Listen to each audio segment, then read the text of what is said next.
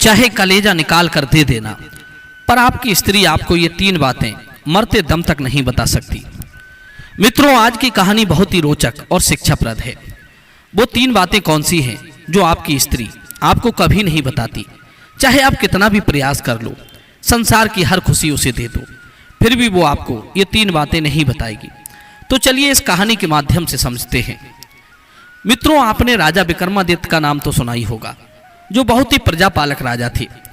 राजा विक्रमादित्य को सदैव अपनी प्रजा के सुख दुख की चिंता लगी रहती थी।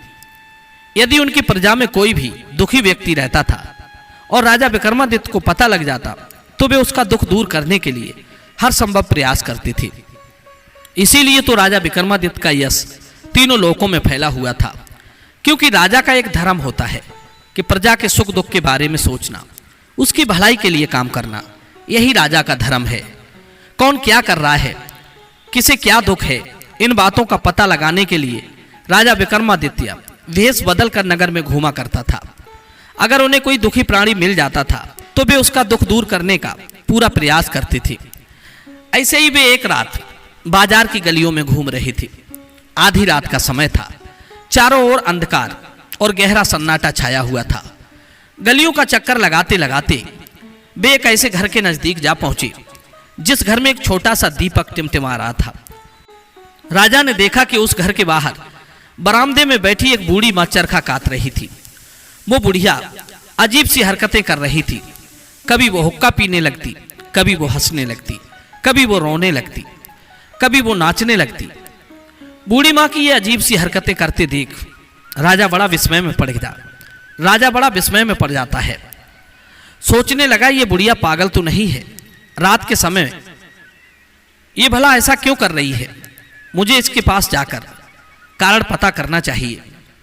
राजा विक्रमादित्य उस समय आम नागरिक की वेशभूषा में था। उसने जाकर उस बूढ़ी मां से उसके हंसने और रोने का कारण पूछा। तब बुढ़िया कहती है, हे मुसाफिर, तुम अपने रास्ते जाओ। मेरा हाल जानकर तुम क्या करोगे? यदि तुम मेरा दुख दूर कर सको तब तो मैं अपना हाल तुमसे कहूं, वरना मेरा और अपना समय खोटा मत करो। राजा विक्रमादित्य बोला, हे मां, तुम निसंकोच होकर अपनी बात मुझसे कहो, मैं तुम्हारे दुख को अवश्य दूर करूंगा। बुढ़िया बोली, मुसाफिर, अगर मेरे दुख को कोई दूर कर सकता है तो वो सिर्फ यहाँ का राजा विक्रमादित्य है। इसके अतिरिक्त और किसी के अंदर इतनी सामर्थ्य नहीं है कि वो मेरे दुख को दूर कर पाए। विक्रमादित्य बोले कि हे मां, मैं ही राजा विक्रमादित्य हूं। आप बताओ तो सही, क्या बात है?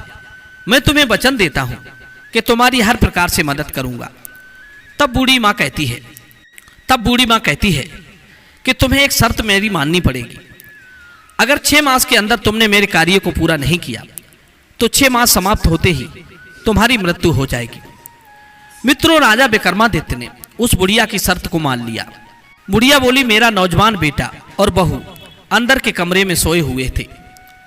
एक दिन जब मैं प्रातःकाल उनको उठाने के लिए गई तो देखा कि दोनों ही गायब हैं। उनके बिस्तरों पर सिर्फ बड़े बड़े पत्थर लेटे थे।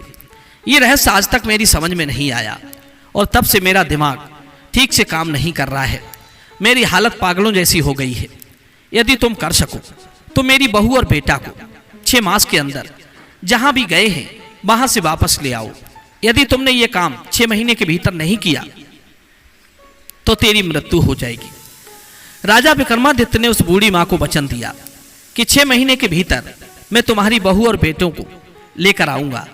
इस प्रकार से राजा विक्रमादित्य वहां से विदा लेकर चला जाता है। घूमते घूमते कई दिन व्यतीत हो गए। भूखे प्यासे भ्रमण करते करते उसने दुनिया का कोना कोना छान मारा, लेकिन कहीं भी उनका आता पता ना चला। एक रात वो नदी किनारे टहल रहा था।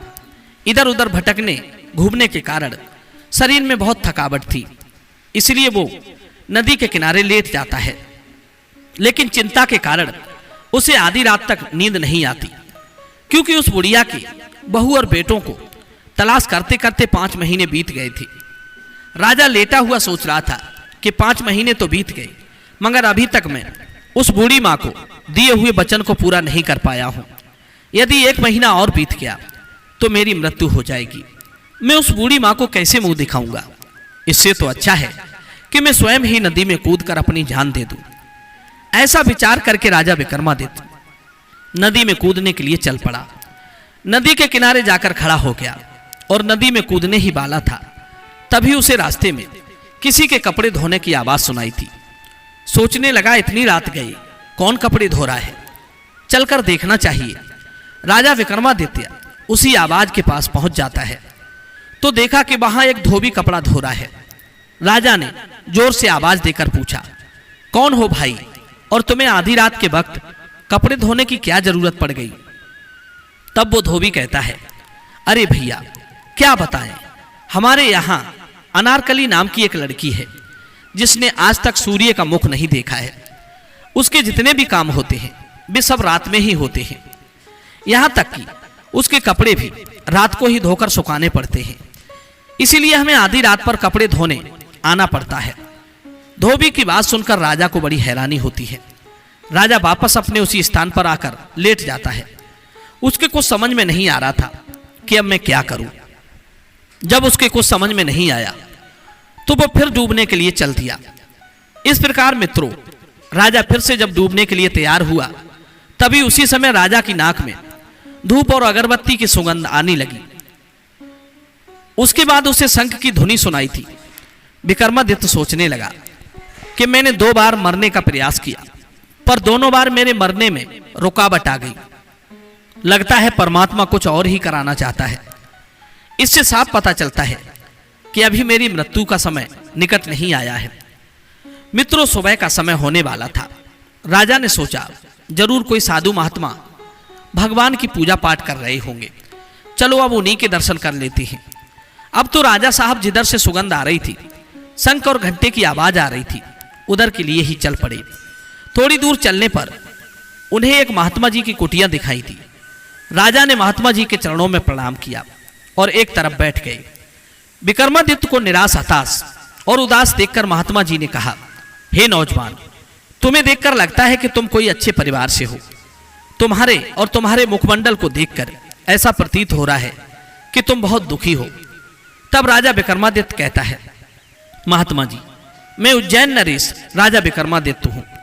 मैं किसी को वचन दिया है, मैंने किसी को वचन दिया था और अपना वचन पूरा ना कर पाने के कारण मैं बहुत दुखी हूं। इसीलिए मैं नदी में डूबकर मरना चाहता था। तब तक मुझे शंख की धुनी सुनाई पड़ गई।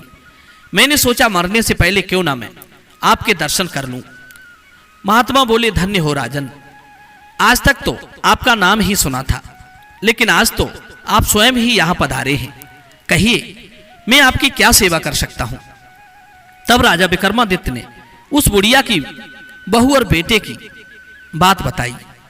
उस धोबी की लड़की की भी बात बताई कि धोबी कह रहा था कि उसकी लड़की ने आज तक सूर्य नहीं देखा है, उसके सारे काम रात में होते हैं। इस बात ने मुझे और उलझन में डाल दिया है। मुझे कुछ समझ में नहीं आ रहा है कि मैं क्या करूं। दोस्तों, थोड़ी देर सोचने विचारने के बाद महात्मा जी बोले, राजन, तुम एक काम करो, तुम उस धोबी की लड़की से विवाह क्यों नहीं कर लेती। 2-4 दिन उसके पास रहना और वहां का सारा हालचाल देखते रहना। उसके बाद तो तुम मेरे पास चले आना, मैं तुम्हें सारी कहानी समझा दूंगा।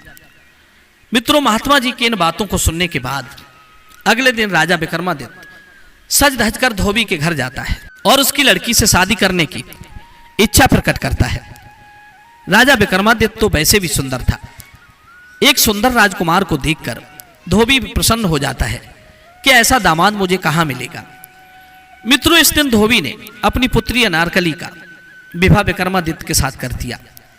शादी करने के बाद राजा उसी धोबी के घर पर रहने लगता है, लेकिन धोबी की लड़की ने ना तो उन्हें अपना मुंह दिखाया और ना ही कोई बात की। जो भी बात होती थी वो वहां की नौकरानी के माध्यम से होती थी। अक्सर उसके कार्य रात को ही होते थे और दिन में वो लड़की पूरे दिन सोई रहती थी। राजा 3-4 दिन तक वहां रहकर देखता रहा, मगर उसके कुछ समझ में नहीं आया। कुछ दिन वहां रहने के बाद राजा फिर से उन्हीं महात्मा जी के पास लौट आता है और महात्मा जी को सारी बात बताई। महात्मा जी बोले, राजन, अब तुम चिंता मत करो, अब तो अपना काम बना हुआ ही समझो। वास्तव में धोबी की लड़की अनारकली इंद्र राजा की अप्सरा है। वो रात को जाकर इंद्र की सभा में नृत्य करती है। बुढ़िया के बहू और बेटा भी वहीं रसोई का काम करते हैं। मैं तुम्हें 3 दिन के लिए 3 जादुई गोलियां देता हूं। तुम इनमें से एक गोली प्रतिदिन रात को मुंह में अपने रख लेना। इन गोलियों के प्रभाव से रात को तुम्हें कोई भी नहीं देख सकेगा और तुम सब कुछ देख सकोगे।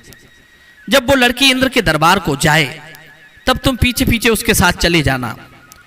उसके बाद वहां तुम्हें क्या करना है वो तुम्हारी बुद्धि पर निर्भर करता है। इतना कहकर महात्मा जी ने 3 गोलियां विक्रमादित्य को दे दी। विक्रमादित्य गोलियां लेकर धोबी के घर वापस आ गए। रात को विक्रमादित्य बहाना बनाकर शीघ्र ही सो जाते हैं। थोड़ी देर बाद गोली को मुंह में रखा और दरवाजा बंद करके बाहर निकल गए। उधर अनारकली भी इंद्र की सभा में जाने के लिए तैयार हो रही थी।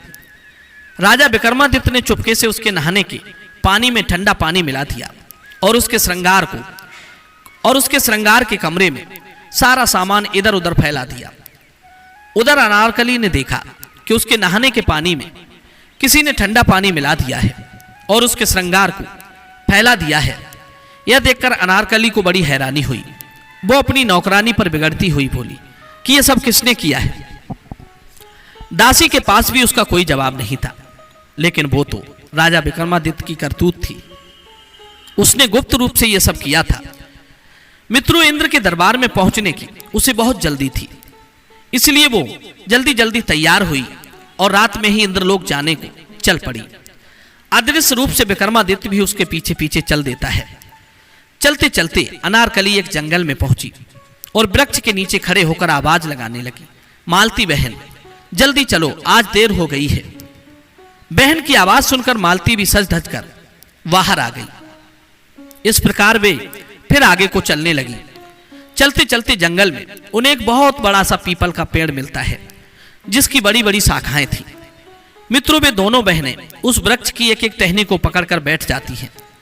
इधर पीछे से राजा विक्रमादित्य भी उनके साथ टहनियों के बीच में बैठ जाता है। इतने में परियां बोली, चल रे पीपल के पेड़, हमें शीघ्र ही इंद्र राजा की सभा में पहुंचा दे। मित्रों, उनके इतना कहते ही पीपल का पेड़ उड़ने लगा और शीघ्र ही इंद्र की सभा में पहुंच जाता है। वहां इंद्र का दरबार लगा हुआ था और उन दोनों परियों का इंतजार हो रहा था। वे दोनों अप्सराएं उस पीपल के पेड़ से उतरकर उस नृत्य सभा में जा पहुंची। इधर राजा विक्रमादित्य भी वहां जो ढोलक बजाता था उस गंधर्व के पास जाकर बैठ गए। दोनों तरफ आसनों पर देवता विराजमान थे। गंधर्व नृत्य गान का कार्यक्रम आरंभ करने वाले थे। राजा विक्रमादित्य ने अदृश्य होने वाली उन गोलियों को अपने मुख से निकालकर अपनी जेब में रख लिया। मित्रों, वो स्वर्ग लोक था। वहां का नजारा बड़ा अद्भुत था। सभा मंडप में लगे हीरे मोतियों की चमक आंखों को चकाचौंध कर रही थी। चारों तरफ सुगंधित पुष्पों की महक मन को प्रफुल्लित कर रही थी। बहुत ही शांति का वातावरण था। चंद्रमा की शीतल चांदनी उस सभा भवन को और भी अधिक सुंदर बना रही थी। महाराज इंद्र अपनी पत्नी के साथ सिंहासन पर विराजमान थे।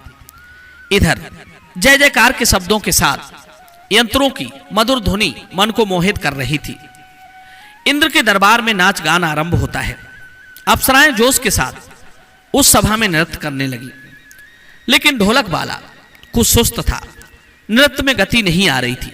यह देखकर विक्रमादित्य से रोका नहीं गया।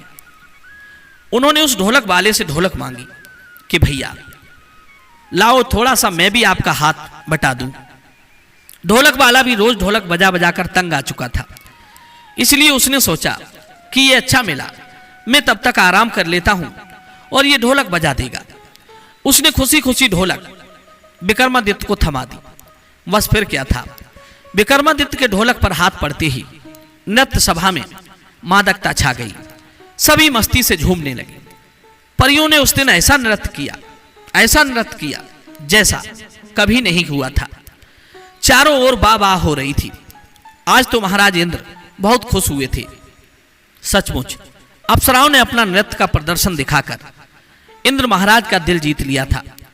महाराज इंद्र ने अपने गले का नौलखा हार उतारकर परियों को दे दिया, लेकिन उन अप्सराओं ने वो हार उस ढोलक वाले को पकड़ा दिया, क्योंकि आज कुछ ढोलक अलग ही बजी थी।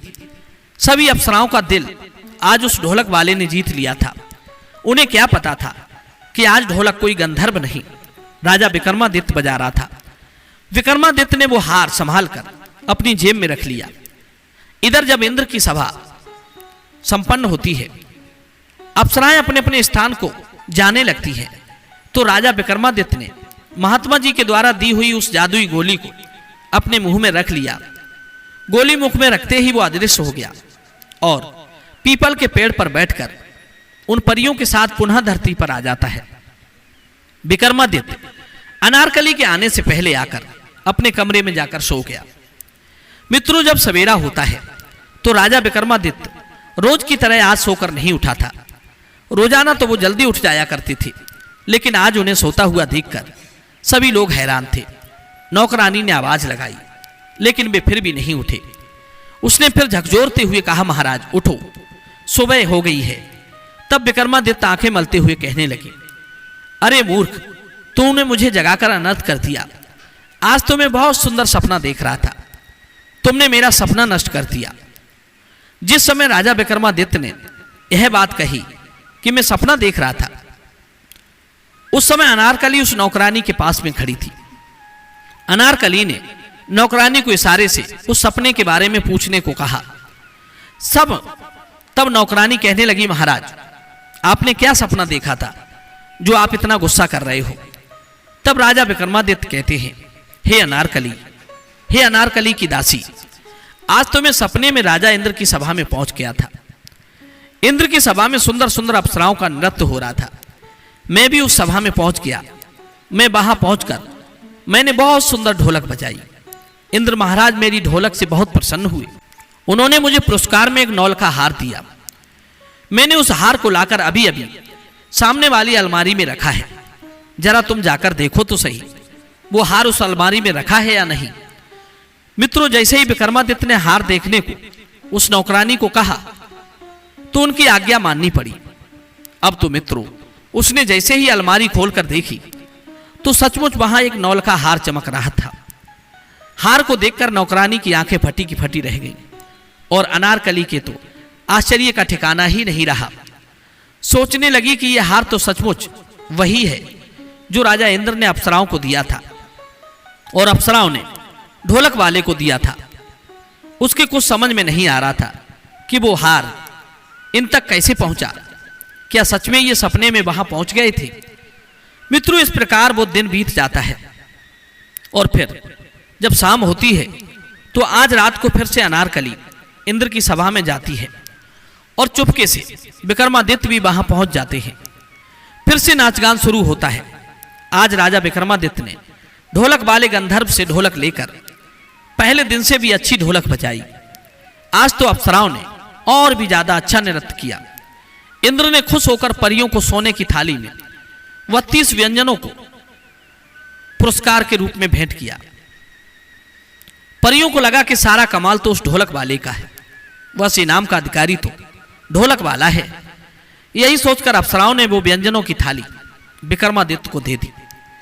इधर दरबार समाप्त होता है। सभी परियां अपने अपने स्थान को चली जाती हैं।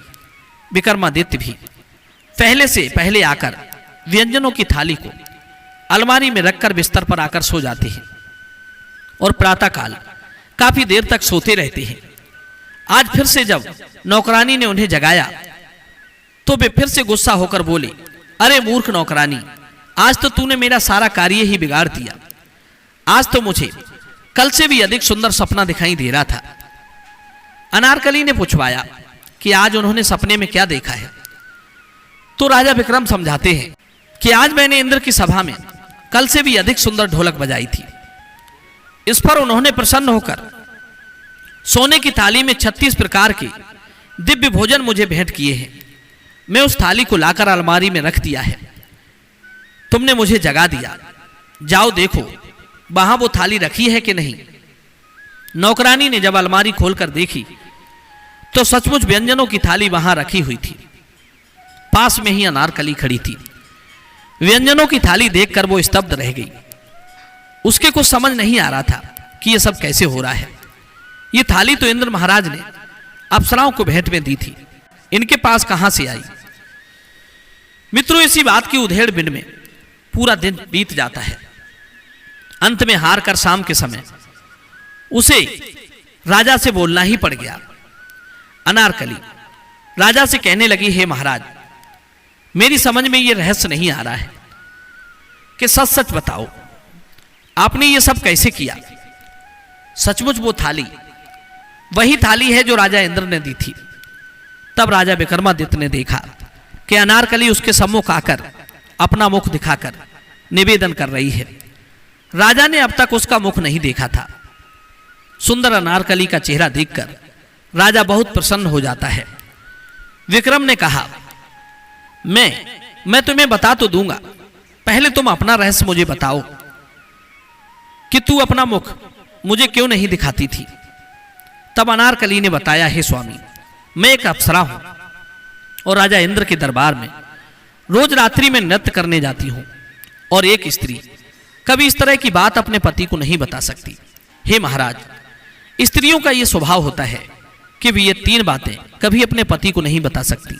नंबर 1, अगर विवाह से पूर्व उसका किसी से प्रेम संबंध रहा है, ये बात स्त्री मरते दम तक अपने पति को नहीं बता सकती। आप चाहे उसे कितना ही मजबूर करें, पर फिर भी वो ये भेद आपको नहीं दे सकती। नंबर 2, स्त्री कभी अपने जीते जी अपने पति को दूसरी स्त्री के पास जाने के लिए नहीं कह सकती, और ना ही उसे दूसरी स्त्री से प्रेम करते देख सकती है। नंबर 3, मैं सुंदर नहीं हूं, स्त्री अपने पति को यह बात भी कभी नहीं कह सकती। स्त्री का यह स्वभाव होता है कि वो चाहे कितनी ही कुरूप हो, फिर भी अपने आप को सबसे अधिक सुंदर समझती है।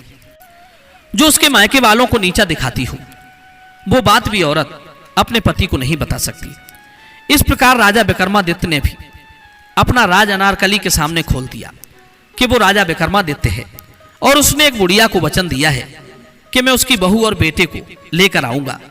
मैं ही अदृश्य रूप से इंद्र के दरबार में तुम्हारे पीछे पीछे जाता था और वहां जाकर वाद्य यंत्र बजाता था।